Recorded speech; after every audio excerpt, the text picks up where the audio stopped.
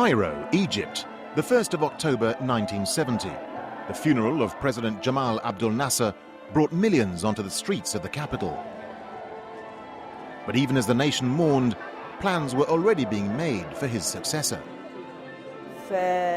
During the condolences, some of the ladies whispered in my ear saying, "Congratulations, your husband will be president." I swear to God, I did not even reply to them saying thank you. And within 2 weeks of Nasser's death, Anwar Sadat had been confirmed as the new president. But would he live up to Nasser's legend, or would he create a new one?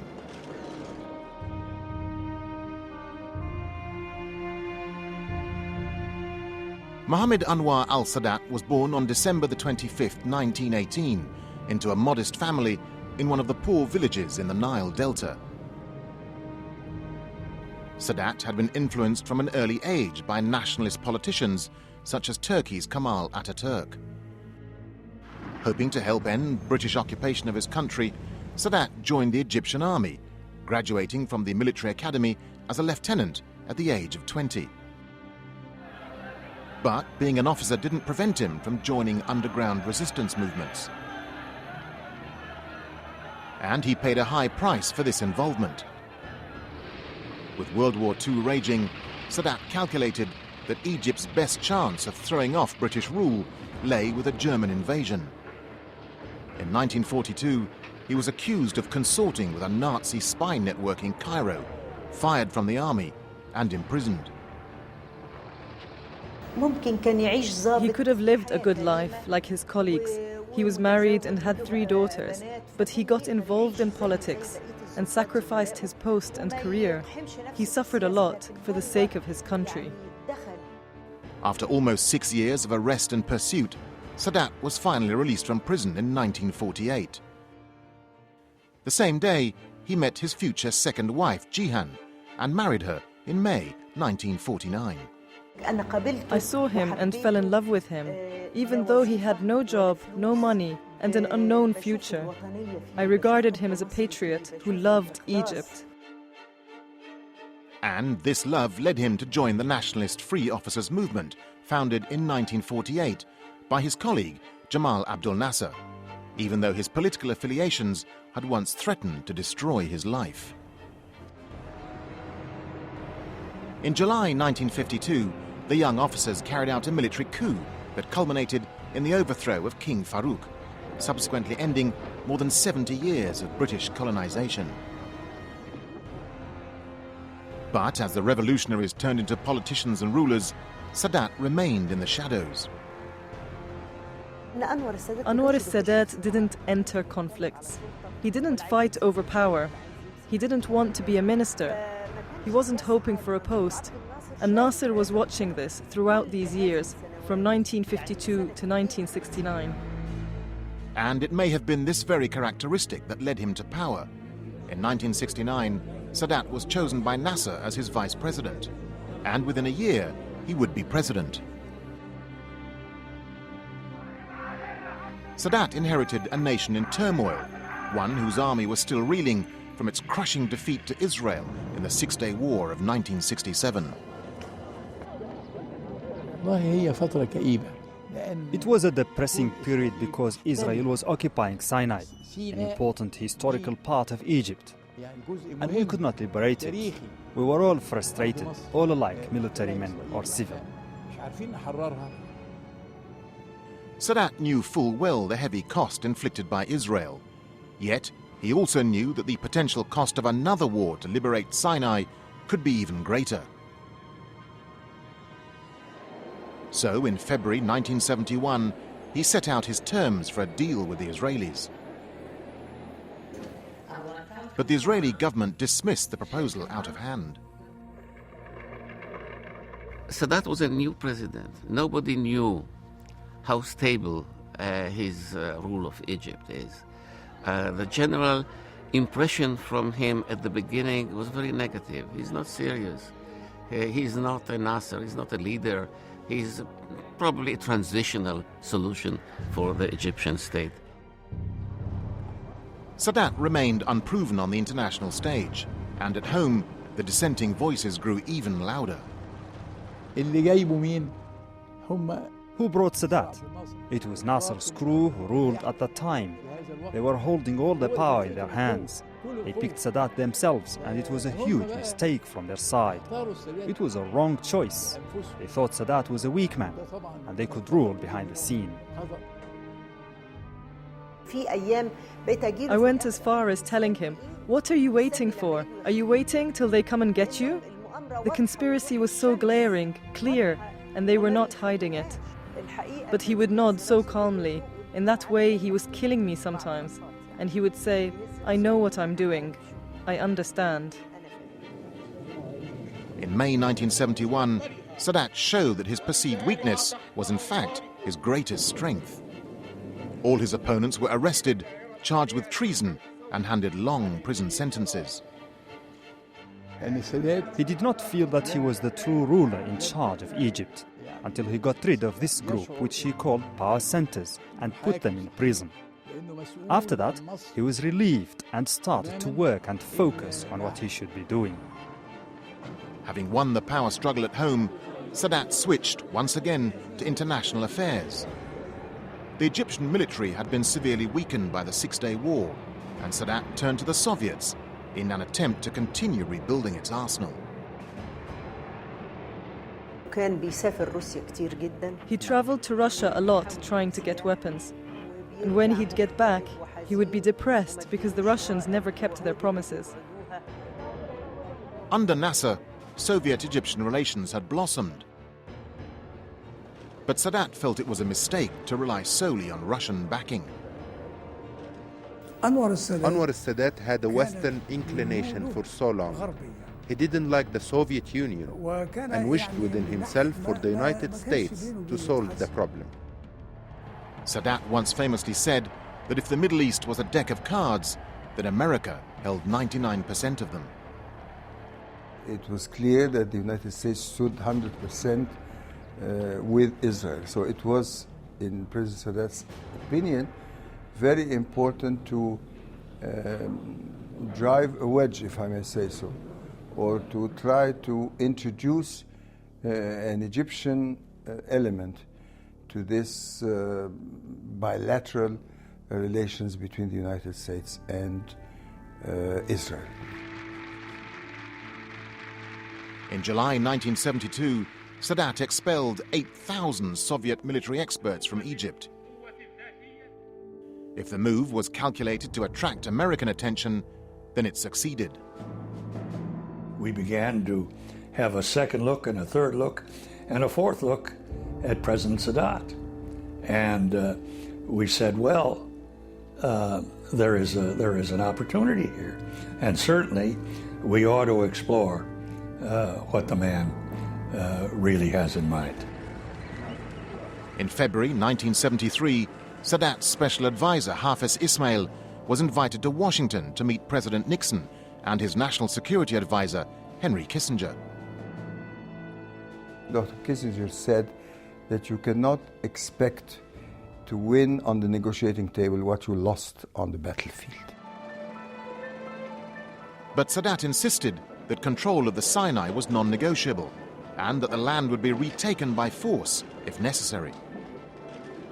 I can say to you in all candor, we didn't believe him. We didn't know Sadat very well. His reputation at that time was, and I mean no derogatory evaluation, his reputation at that time was as a hot-headed nationalist. Wounded by Israel's dismissive attitude and the American condescension, Sadat calculated that he would only be taken seriously by going on the offensive. The Egyptian president coordinated with his Syrian counterpart, Hafez al-Assad, on plans to launch war against Israel. But the Syrian president was kept in the dark about Sadat's grand scheme. Sadat never admitted to Assad that his war aims were very limited. He merely wanted to cross the canal and stay there. And he believed if he simply captured a few inches of territory on the eastern side of the canal, that would be sufficient to bring Israel to the negotiating table. On October the 6th, 1973, in a joint operation, the Syrians attacked in the Golan Heights as Egyptian forces crossed the Suez Canal, capturing a narrow strip of land in Sinai, but went no further. The Syrians sent several messages, of course, to Egypt to find out what was going on. Why weren't the Egyptians attacking? Nobody seemed to understand. And of course, nobody had a clue to Sadat's secret diplomacy. He thought he'd struck a great blow, and that was sufficient. After 3 weeks of fierce fighting and with a fragile UN ceasefire in place, Sadat's dreams came true. In November 1973, Henry Kissinger arrived in Cairo for talks, a visit that Sadat had been anticipating for a long time. When he first met with Sadat, they talked about world strategy, China, Russia, global balance of power.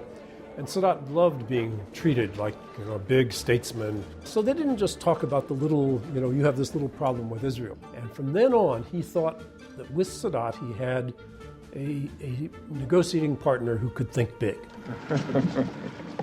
Sadat's tactics seemed to have won the day when Kissinger brokered 2 agreements between Egypt and Israel. Richard Nixon's visit to Egypt in 1974 appeared to emphasize this new relationship. Officially, he received a hero's welcome, as Sadat became infatuated with the West. He had this illusion that if he could ever become the good friend of the United States the way Israel was, everything would get better for Egypt. Egypt would get the technology, the science, the investment, and would become a modern country without his having to do very much. Sadat proclaimed the 1973 October War to be the last war and began to adopt Western-style free-market economic policies, abandoning the socialist ideals of Nasser's era. Subsidies for basic foods were removed, a deeply unpopular decision that brought a large number of protesters onto the streets in early 1977. 2 days of rioting and looting ensued, and large parts of the capital were torched. President Sadat described the bread riots as demonstrations of thieves. He believed that his regime's legitimacy was dissolving on the streets, and that the opposition was unified against him for social reasons. Therefore, he wanted to ambush it. Sadat needed to find a way to divert attention from the consequences of his social and economic policies. And before the end of the year, 1977, he had succeeded.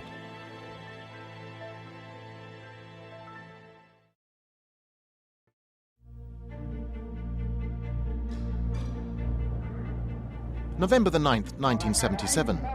President Anwar Sadat addresses a packed Egyptian People's Assembly. It was an annual address, but nobody was prepared for his announcement. تدهش إسرائيل إنما تسمعني الآن أقول أمامكم أنني مستعد أن أذهب إلى بيتهم إلى الكنيسة ذاته ومناقشتهم. Sadat was a complicated man, but he did every now and then take a big jump rather than a little one. And Sadat was taking a leap of faith when he landed at Ben Gurion Airport in Tel Aviv on November the 17th, 1977. As he stepped into the spotlight with the whole world watching, the Egyptian president demonstrated his increasing flair for publicity. Since its invention, the video camera was used to broadcast events, but to force all the cameras in the world to follow you while you are doing something so new, that was genius. Sadat was something of an actor. He loved to be on the world stage, and he loved to play the roles. People said he used to want to be an actor on the stage, and this was the biggest stage in the world. Having endured a period of enormous unpopularity as president, Sadat was now reveling in his new title, the Peacemaker. Sadat's speech in the Knesset emphasized the concept of comprehensive peace in the Middle East. I have made myself clear. I'm not at all aiming at a bilateral agreement between me and Israel or an Egyptian-Israeli settlement for the problem, because it is not an Egyptian-Israeli problem. It is an Arab problem. But putting words into action would prove far more challenging. His negotiating counterparts were some of Israel's most hard-line right-wing politicians, headed by the Prime Minister, Menachem Begin. Sadat did not understand how hard it was going to be. He really thought it was going to be easy after he broke what he called the psychological wall. The peace effort suffered many setbacks, but under American sponsorship, President Jimmy Carter invited Egyptian and Israeli representatives to Camp David in September 1978. The talks dragged on for a fortnight without a breakthrough, but as the clock ticked, Sadat began to give ground. He had to choose between declaring his historic initiative as a failure or to accept peace with Begin on these terms. And I think Carter put a lot of pressure on him to accept these terms. And these terms meant betraying the Palestinian people.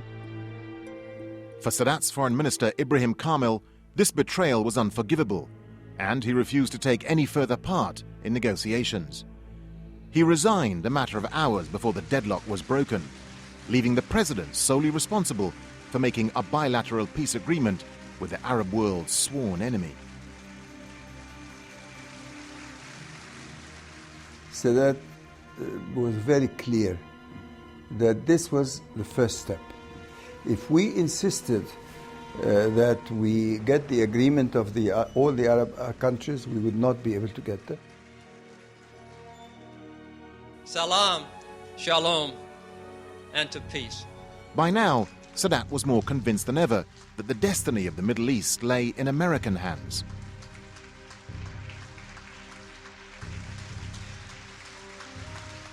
But Sadat's beloved Egypt was ostracized from the Arab world, expelled from the Arab League that it had helped form. Its headquarters in Cairo were closed down.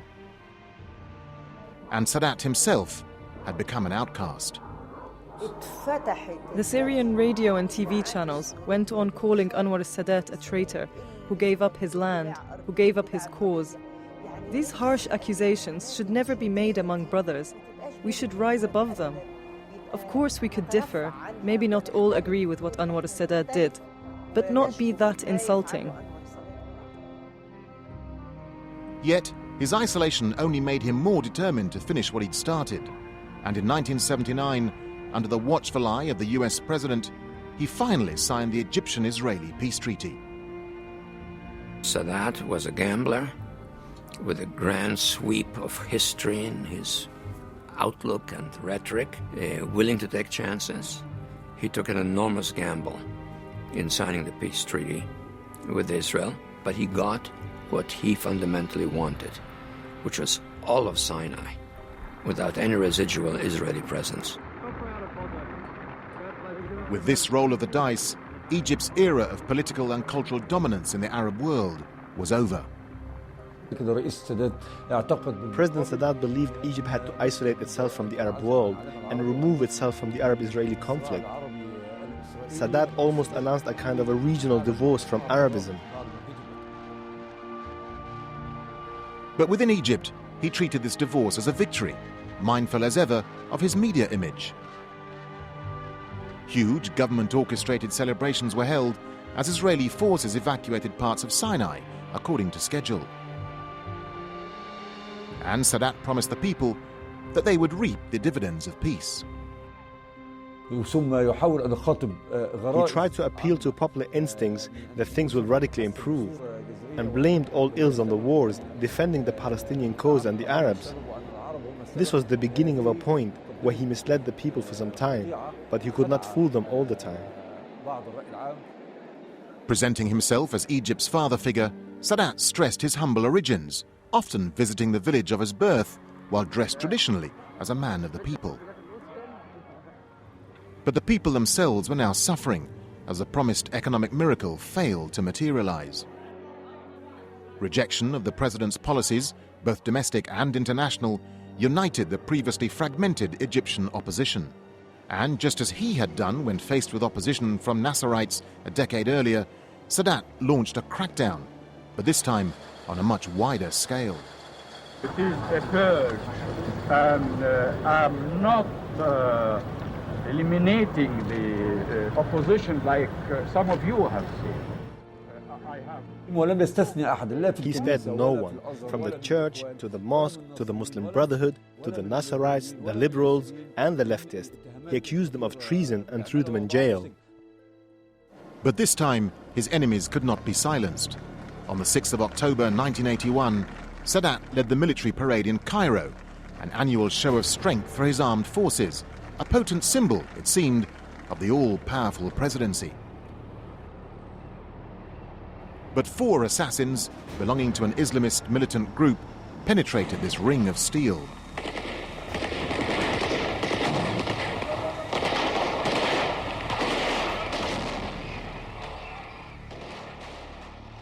Sadat was rushed to hospital, but it would be too late.